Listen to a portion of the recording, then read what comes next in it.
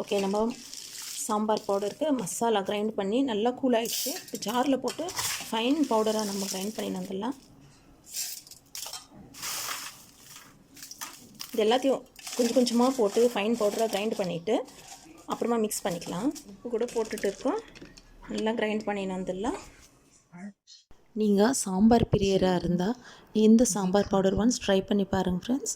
இது சாம்பாருக்கு, தால் கிச்சடிக்கெல்லாம் ரொம்பவே டேஸ்ட்டாக இருக்கும். ட்ரை பண்ணுங்கள். சாம்பார் பவுடர் எல்லாத்தையும் கிரைண்ட் பண்ணிவிட்டோம். இப்போ ஒரு அகலமான கண்டெய்னர் எடுத்து அதில் கொட்டிக்கிங்க.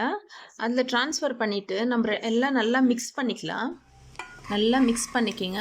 ஒரு 2 கரண்டி வச்சு நல்லா மிக்ஸ் பண்ணிக்கிங்க. கீழே இருக்கிறது மேலே சைடில் எல்லாமே நல்லா மிக்ஸ் பண்ணிக்கலாம்.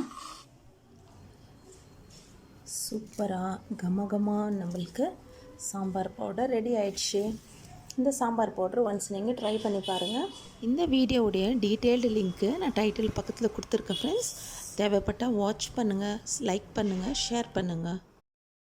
Thanks for watching. Bye. See you all in next video.